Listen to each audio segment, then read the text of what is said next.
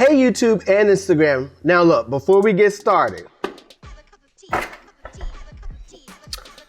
we have things. I'm being attacked. Okay. Okay.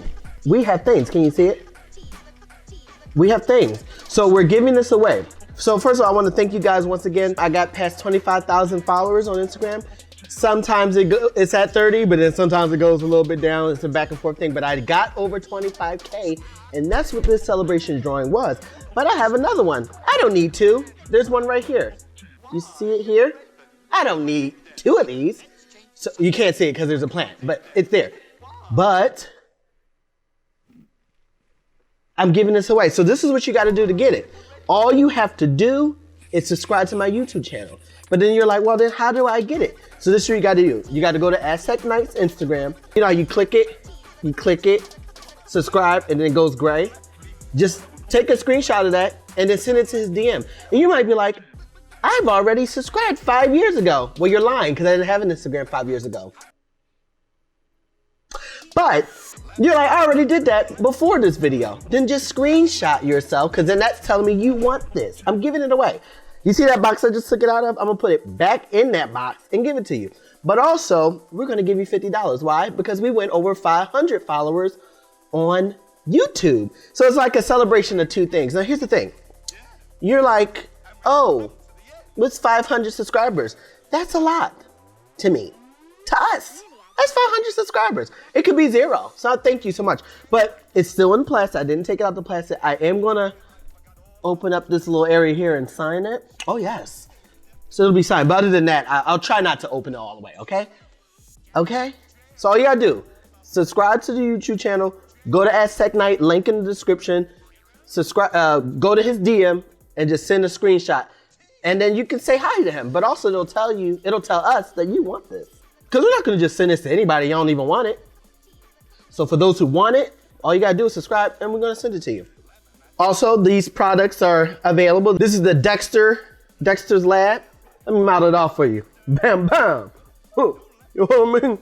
Boom, boom. Look at the inside of the hoodie. Come on now. We got some new stuff coming, but we got that. And then we also got the mugs.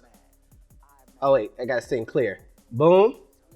It says enter at your own peril. I gotta be careful because I got some stuff here. Not stuff. We don't get down like that. It's just a drink. I can't say any of this stuff. It's just a thing, okay? It's just, what do you call it? It's liquid, okay? And all that's available on jcutt.com. So link in the description. Check it out. Ateknight killed this music. So if you want to watch this video without me speaking, then you don't belong on this channel. No. Obviously, there are times where you just want to listen to the music or you just want to see the process without commentary. Please push the link in the description below or click here to watch the video. So when it comes to this piece, let's go through the breakdown. So first of all, there are some pieces that I've drawn when I was a kid and I was like, I need to remake that. I want to redo it. Because you know, you think you're good at something and then you develop and you get better. And then you look at it and you're like, I really thought I was killing it. This is one of those pieces kind of, because I do still think the original looks kind of cool. But I was like, you know what? I want to remake it. And you know what? Let's do it for 25K. So this is a remake. And you know, let me see if I can get it real quick on them. Let me get the sketch for you, show the original.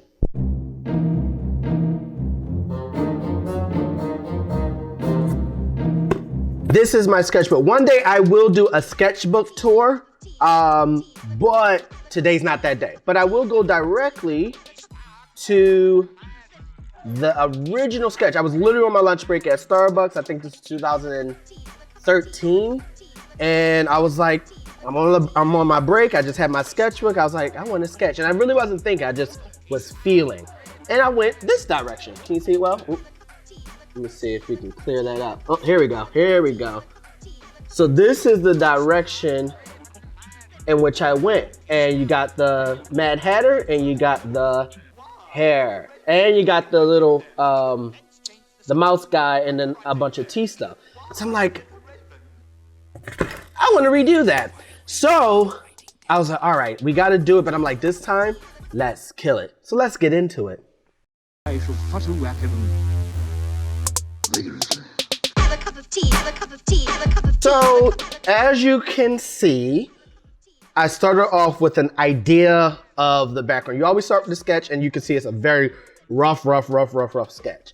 So I knew it was going to be Mad Hatter, which means I knew it was I want the characters at the teapot, tea time table, and all the crazy teapots and foods and things. So I knew I wanted to be really whimsical. So I did a simple background, trying to figure it out, and then a simple idea of where the characters are. Instead of going really detailed in the sketch, it was all right, let's just do the base. Let's do the base, boom, boom, boom. And then as you can see, I'm kind of going back and giving it a little bit more detail, and then now I'm gonna come back again with the background at some point. So it's just all right, let's just focus on doing the background and then come back, do these details. So now you can see I'm adding more details over that like base sketch. So I'm just kind of like, all right, mapping it out a little bit more. I knew the Mad Hatter was going to be a little easier, but the hair, you'll see soon that I start to struggle with the body. Like here, I'm like, oh, I want him staying on the table, but it made him look short, and I wanted him to feel like a really long character, which is usually not the case for rabbits. They're usually like stubby, but I wanted that elongated character, but it was so hard to get him positioned nicely. So you can see I was changing my mind a lot in this situation, and I wound up going back to a position I've already kind of decided, and was like, all right, let's just work with it. I'm like, if I sit him on something that's floating, it'll work. So I just put him on like a little. I was going for a cucumber sandwich because that's so like a thing at tea time, but I just went for a muffin. It was just easier.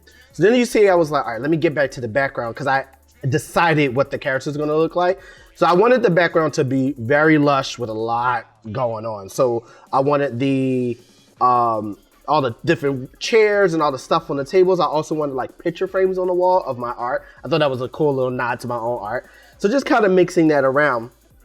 And here's the inking part. As we mentioned before, inking is, a lot, especially when dealing with backgrounds. But here's the thing, when you're dealing with something far in the distance, from when you get that depth of field situation, you want to make sure your lines that are closer to the camera are thicker, and as you go farther back, they're a little bit thinner.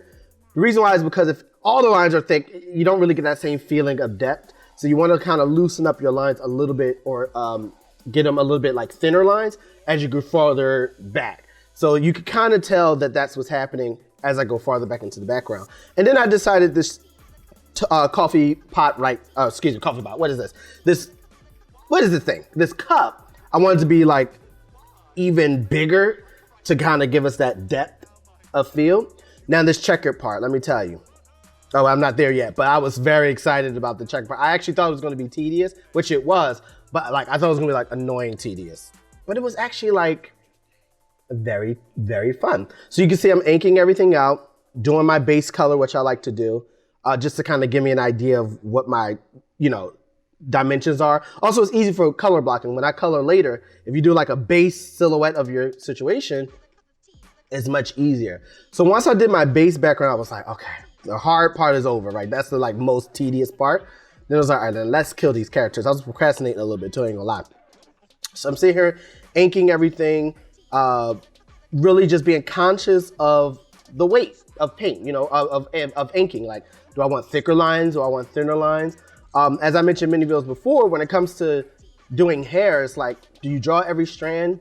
Do you draw one big block that represents hair? You have to decide how much you're gonna do with the style and also your time, right? Because do I have time to be drawing every strand? Probably not. So I have to decide how far am I gonna go and make that decision a little bit later. So here's the spot I was talking about. This was the most satisfying moment. I really didn't expect it to be this satisfying. Like I literally thought it was going to be annoying because it's such a repetitive thing, but it was very satisfying to do. Now, going back, because you can see I took a break from the drawing. Sometimes you got to take a break from the section you're in. Like if you're getting a little fatigued or a little like tired or bored about it, just take a break on that section, do a different character, do a different part of the scene, and then you'll be able to come back to it later and complete that. But in the process, if you're just a little annoyed or a little tired or a little bored, move on to something else instead of forcing yourself to do it, because then it might not come out with good quality. So this was one of those things where when you do a remake, it's automatically a little bit easier because you already know exactly what it's going to be. Like, I didn't have to think about what the characters look like because I had a base. I had an idea of what I was doing. So it wasn't really that hard to like do, but it was how do I elevate this idea? How do I elevate this character? And how do I bring it to the level of detail I'm at now, but also push it another level? So it's really small, but you know, as things go back, I didn't have to put a lot of detail into the ground, but because I was so close, I wanted to show little cracks in the tile. But whereas farther back, you're not gonna see that anyway, because I'm gonna blur it out and all that, so not a big deal. So you can see I'm getting into coloring. Now, when it comes to this, I actually struggled a lot because number one, I already had a color scheme for the characters, but I didn't have a color scheme for the background. So it was kind of like, you can tell right now, it's all over the place. Like, I didn't even know what I was doing. I was just randomly putting colors down. And it took a while to kind of like either decide, am I going to keep those colors? And also, if I am, how do I make it look better than what it looks like right now, right? Now, you might notice, or maybe you didn't notice, but it was in the top right corner, the old original piece. And the yellow the goldish yellow that I had was like a highlighter. Like, what is that? Like, don't ever do that. Like, don't pick highlighter yellow unless you're doing it on purpose. But when you do a gold, you want to have more orangey yellow, or you can go for a more like brownish yellow. You can go for, but don't go for highlighter, you know. And if you're gonna do yellow, then do lemon yellow, like a yellow. Don't do highlighter, like so that was just dumb for me. But we're doing better now, you know. So, but so here you go. I'm kind of like decided, and I thought this was so cool. You know, it came to me obviously in the sketch stage where I was like, wouldn't it be cool if his foot is like in the coffee? Because if you watch the original Disney's version, they are so like unfazed by this boiling hot tea. They're unfazed by it, like, because they're crazy. So they're literally like, nothing's bothering them. It's just like, whatever, it's tea, whatever. They're just pouring it on their heads. They're jumping in it. It doesn't matter to them. So I'm like, how can I illustrate that a little bit without the wackiness? And I'm like, well, if he's kind of bougie, not kind of, he's super bougie. Then I'm like, let's just make I kind of looked at his legs like spoons. That's why I kind of had that silver look. And that's how I kind of envisioned, like, his legs are like metal, so he just easily can stir. And I don't know, you got to think about these things. So now I'm deciding, how can I elevate and bring this, kind of make it feel like it's existing together, these foreground characters with the background. And you can see I'm going back and forth with turning on a certain level of hue and taking it off and deciding which way am I going to go. So I took a break on that and was like, all right, I'm gonna stick. Then this is when I made the decision. All right, if the background is this salmon pink and green, then let's go all the way. And I knew the best way to do that is make the table match the background. And it was a little bit easier doing it that way than to try to do a whole nother color scheme on the table. It was like, all right, how about just pick one color scheme in the back and then let that be the color scheme, and then it'll be easier. So it's kind of like letting the teal be a consistency throughout the whole piece, even with the characters, but then bringing in the salmon color, the browns, and the creams also in the background, which will allow it to kind of like separate. So it was a challenge. I'm not gonna lie, this one was hard. You can see I kind of threw in some of my art pieces in there as a nod to myself, doing all the little details, and this one it started to come together. When you blur something, that's when it comes together. So this here was really for Instagram, like, because it says, it's the way I imagine it, because they're like, they're going through different worlds. So it's like, it's almost as if the hair found out that I got 25K, and then he went through all these different realms, and then came over to the Mad Hatter like, hey, did you know J Cutt got 25K? Like, that's how I imagine. Like, he went through all these different realms just to get to him to tell him some news he heard. That's how I imagined it. But that's it. It's a piece that I definitely admire. Not my favorite piece. I have some favorite pieces, but I really do like this one. It was a challenge.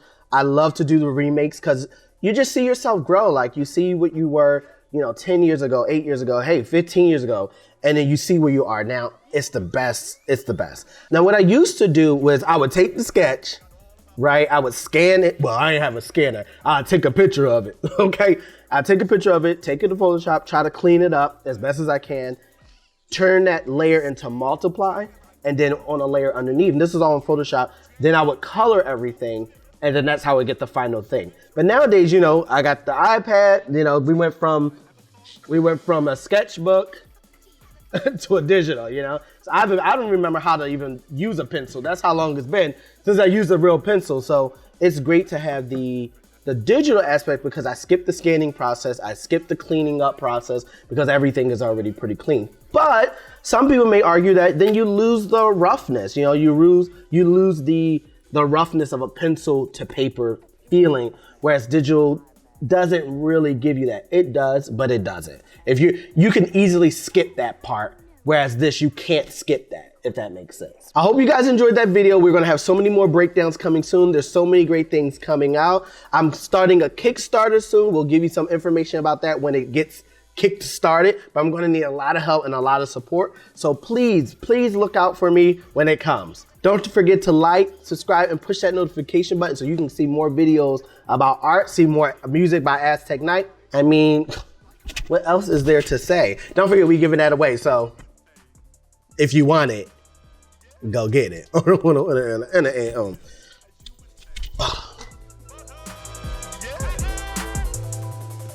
are you doing? I know you're not about to leave without liking or sharing or something. I know you see that red button. You better subscribe to my channel. See you soon. Have a cup of tea, have a cup of tea, have a cup of tea, have a cup